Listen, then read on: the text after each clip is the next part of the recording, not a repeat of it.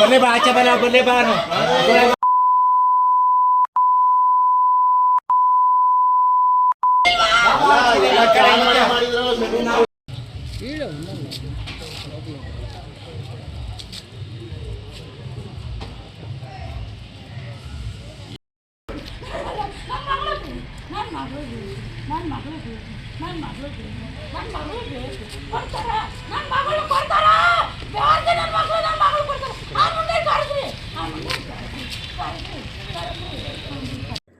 ಚಿಕ್ಕಬಳ್ಳಾಪುರ ನಗರದ ಕಂದವಾರ ಬಡಾವಣೆಯಲ್ಲಿ ಗೃಹಿಣಿಯೊಬ್ಬರ ಬರ್ಬರ ಕೊಲೆಯಾಗಿದೆ.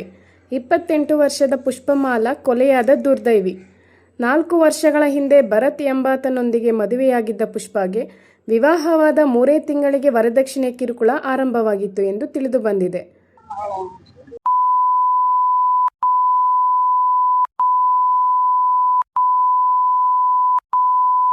ಯಾವ ಹೆಣ್ಮಕ್ಳು ಇಂತ ನೋವು ಬೇಡ, ಯಾವ ಹೆಣ್ಮಕ್ಳು ಇಂತ ಕರ್ಮ ಬೇಡ, ಯಾವ ಹೆಣ್ಮಕ್ಳು ಇಂತ ಕರ್ಮ ಬೇಡ ದೇವ್ರೆ. ನಾ ಬೆಂಗಳೂರವ್ರೆ, ಅವ್ರ ಅಣ್ಣ ತಮ್ಮದಿರ ಅಮ್ಮನ ಅಣ್ಣ ತಮ್ಮಂದಿರೇ ನಾನು ಇದ್ದಿ ಅಲ್ಲವ್ರೆ ನಮ್ಮ ತಾಯಿ ಮನೆ ಹತ್ರ ನಾನು ಇದ್ದೀನಿ ಮಾಡಿ ಅಂತ ಅಂದ್ರು. ಮದ್ವೆನ ಏನೋ ಒಳ್ಳೆಯವರು ಅಂದ್ರೆಲ್ಲ ಮಾಡಿದೆ. ಮಾಡಿ 3 ತಿಂಗಳಿಗೆ ಕಷ್ಟಪಟ್ರು. ಕೊಟ್ಮೇಲೆ ಆಷಾಢಕ್ಕೆ ಕಳ್ಸಿದ್ರು. ಅಲ್ಲಿ ಆಷಾಢಕ್ಕೆ ಕಳ್ಸಿದ್ರು, ಕರ್ಕೊಂಡೇ ಹೋಗಿಲ್ಲ. ಆಮೇಲೆ 9 ತಿಂಗಳು ನಾವೇ ಕಂಪ್ಲೇಂಟ್ ಕೊಟ್ಟು ಔಷಧಿ ಕೊಡ್ಬಿಟ್ಲು. ಅವ್ರು ಮದುವೆ ಮಾಡಕ್ ಸ್ಟಾರ್ಟ್ ಮಾಡಿದ್ರು. ನನ್ನ ಮಗಳು ಡೈವರ್ಸ್ ಆಗ್ದೆ ನಿನ್ನೆ. ಆಮೇಲೆ ಮದುವೆ ಮಾಡೋಗಿ ವಿಷಯ ಗೊತ್ತಾಗಿ ಮಾತೆಗಳು ಕುಡಿದ್ಮೇಲೆ ಇವಳನ್ನ ಹಾಸ್ಪಿಟ್ಲಿಗೆ ಸೇರಿದಾಗ ಅಲ್ಲಿ ಕಂಪ್ಲೇಂಟ್ ಏನು ಎತ್ತಂತ ಕೇಳಿದಾಗ ಪೊಲೀಸ್ ಸ್ಟೇಷನ್ ಆಗಿ ಇದಾಯ್ತು, ಏನಾಯ್ತು ಕಂಪ್ಲೇಂಟ್ ಆಯ್ತು.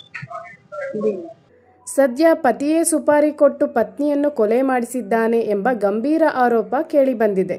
ಮನೆಯವರೆಲ್ಲ ದೇವಸ್ಥಾನಕ್ಕೆ ಹೋಗುವುದಾಗಿ ಹೇಳಿ ಪುಷ್ಪಾಳನ್ನು ಮನೆಯಲ್ಲೇ ಬಿಟ್ಟು ಹೋಗಿದ್ದರು. ರಾತ್ರಿ ಕಳ್ಳರು ಬಂದು ಕೊಲೆ ಮಾಡಿದ್ದಾರೆ ಎಂದು ಪತಿಯ ಕುಟುಂಬಸ್ಥರು ಕತೆ ಕಟ್ಟಿದ್ದಾರೆ. ಆದರೆ ಅತ್ತೆ, ಗಂಡ ಹಾಗೂ ನಾದಿನಿಯೇ ಸುಪಾರಿ ನೀಡಿ ಈ ಕೃತ್ಯ ಎಸಗಿದ್ದಾರೆ ಎಂದು ಮೃತರ ಕಡೆಯವರು ಆರೋಪಿಸಿದ್ದಾರೆ. ಸ್ಥಳಕ್ಕೆ ಭೇಟಿ ನೀಡಿದ ಚಿಕ್ಕಬಳ್ಳಾಪುರ ನಗರ ಠಾಣಾ ಪೊಲೀಸರು ಮೃತದೇಹವನ್ನು ಜಿಲ್ಲಾಸ್ಪತ್ರೆಗೆ ರವಾನಿಸಿ ಪ್ರಕರಣ ದಾಖಲಿಸಿಕೊಂಡು ತನಿಖೆ ಕೈಗೊಂಡಿದ್ದಾರೆ. ಮಾವನ ಮಗಳು ಸೋದರ ಮಾವ ಆಗ್ಬೇಕು. ನಾನು ಇವಾಗ ಒಂದು 4 ವರ್ಷ ಆಯ್ತು ಸರ್ ಮದುವೆಯಾಗಿ 4 ವರ್ಷ ಆಯ್ತು. ಸುಮಾರು 7 ತಿಂಗಳಿಗೆ ಜಗಳ ತೆಗೆದ್ರು. ವರದಕ್ಷಿಣೆ ಕಿರುಕುಳ ಅಂತ ಅಂದ್ರೆ ಟಾರ್ಚರ್ ಮಾಡಿದ್ದಾರೆ. ಅವ್ಳಿಗೆ ಇಷ್ಟ ಇಲ್ದೇವರು ತಂದೆ ತಾಯಿ ಏನ್ ಮಾಡಿ ಬಲವಂತ ಮಾಡಿ ಅವಳಿಗೆ ಮದುವೆ ಮಾಡಿದ್ದು. 7 ತಿಂಗಳಿಗೆ ಕರೆಕ್ಟಾಗಿ ಜಗಳ ತೆಗೆದು ಮನೆ ಕಳ್ಸಿದ್ರು ಸರ್. ಅವಳು ಆಷಾಢಕ್ಕೆ ಅಂತ ಬಂದವಳು 2 ತಿಂಗಳು 3 ತಿಂಗಳು ಮನೇಲೇ ಇದ್ಲು. ಕರ್ಕೊಂಡು ಹೋಗಿಲ್ಲ ಅವಳನ್ನ. ಇವ್ರು ಯಾರು ಬರಲಿಲ್ಲ ಕರ್ಕೊಂಡೋಗಿ. ಅವಳ ಮೇಲೆ ಅಫೆನ್ಸಿಗೆ ಹೆಂಗೆ ಅಂದ್ಬಿಟ್ಟು ಜಗಳ ಮಾಡಿ ಅವಳ ಮೇಲೆ ಗೂಬೆ ಕೂರಿಸಿ, ಯಾಕಂದ್ರೆ ಇವ್ರನ್ನ ಬಿಡ್ಬೇಕಲ್ಲ ಆಚೆ ಕಡೆಗೆ, ಇವಳನ್ನ ಬಿಟ್ಬಿಟ್ಟು ಬೇರೆ ಇನ್ನೊಂದು ಮದುವೆ ಮಾಡೋಣ ಅಂತ ಪ್ಲಾನ್ ಮಾಡಿದ್ರು ಅವಾಗಲಿಂದ ಅವರು.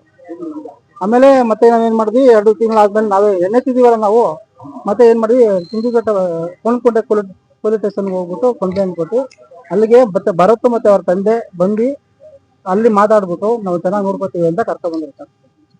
ಕರ್ಕೊಬಂದು ಸುಮಾರು ಇನ್ನೇನು 4 ತಿಂಗಳು ಆಯ್ತು. ಬಾಡಿಗೆ ಮನೆ ಮಾಡಿ ಬೇರೆ ಮನೆಗೆ ಇರಿಸಿದ್ರು.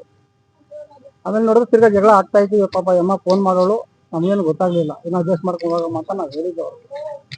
ಇಲ್ಲಿ ನೋಡಿದ್ರೆ ಇವಾಗ ಪ್ಲಾನ್ ಮಾಡಿ ಇವರು ಸಾಯ್ತಿರೋದಂತೂ ಖಂಡಿತ ಇವರೇನೆ. ಈ ಮನೆಯವರ ಸರ್ ಸಾಯ್ತಿರೋದು, ಬೇರೆ ಯಾರು ಬರಕ್ ಚಾನ್ಸೇ ಇಲ್ಲ. ಅಲ್ಲಿ ಸೀಟಿನ ಮೇಲೆ ಸರ್, ಅದು ಸೀಟಿನ ಮೇಲೆ ಬೀಗನೇ ಹೊಡೆದಿಲ್ಲ. ಮನೆ ಒಳಗಡೆ ಯಾರು ನುಗ್ಗಕ್ ಸಾಧ್ಯ? ಬೀಗ ಹಾಕೊಂಡು ಒಳಗಡೆ ಪ್ಲಾನ್ ಮಾಡೇ ಮಾಡಿರೋದು ಇವರು. ಕಳ್ಳ ಅಂತೂ ಬಂದಿಲ್ಲ. ಇವ್ರು ಹೇಳ್ತಾ ಇರೋದು ಕಳ್ಳ ಬಂದವನೇ, ಮಂಗಲೇಶನ್ ಕಿತ್ಕೊಂಡೋಗಕ್ ಬಂದವನೇ, ಮರ್ಡರ್ ಮಾಡ್ಬಿಟ್ಟು ಹೋಗೋನೆ ಅಂತ ಇವ್ರು ಹೇಳ್ತಾವ್ರ ಮನೆಯಲ್ಲೆಲ್ಲರೂ ಸೇರ್ಕೊಂಡು. ಸ್ಥಳಕ್ಕೆ ಭೇಟಿ ನೀಡಿದ ಚಿಕ್ಕಬಳ್ಳಾಪುರ ನಗರ ಠಾಣೆ ಪೊಲೀಸರು ಮೃತದೇಹವನ್ನು ಜಿಲ್ಲಾಸ್ಪತ್ರೆಗೆ ರವಾನಿಸಿದ್ದು ಪ್ರಕರಣ ದಾಖಲಿಸಿಕೊಂಡು ತನಿಖೆ ಕೈಗೊಂಡಿದ್ದಾರೆ. ಸರ್ 4 ವರ್ಷ, 4 ತುಂಬಿ 5 ಬೀಳುತ್ತೆ. ಇವಾಗ ಮದುವೆ ಆಗಿ ಅದು ಏನಕ್ಕಾಯ್ತು ಏನಾಯ್ತು ನಮಗೆ ಗೊತ್ತಿಲ್ಲ ಸರ್. ರಾತ್ರಿ ನಾವು ಇರಲಿಲ್ಲ, ದೇವಸ್ಥಾನಕ್ಕೆ ಹೋಗಿದ್ವಿ.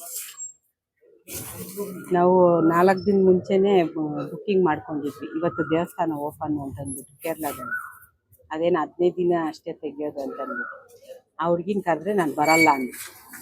ಅದಕ್ಕೆ ನಾವು ವರ್ಕ್ ಇದೆ ಬರಲ್ಲ ಅಂದಿದ್ದಕ್ಕೆ ನಾವೇ ಹೋಗ್ತೀವಿ. ನಮಗೆ ಫೋನ್ ಬಂದಿದ್ದು ಈ ಥರ ಆಗಿದೆ ಅಂತ.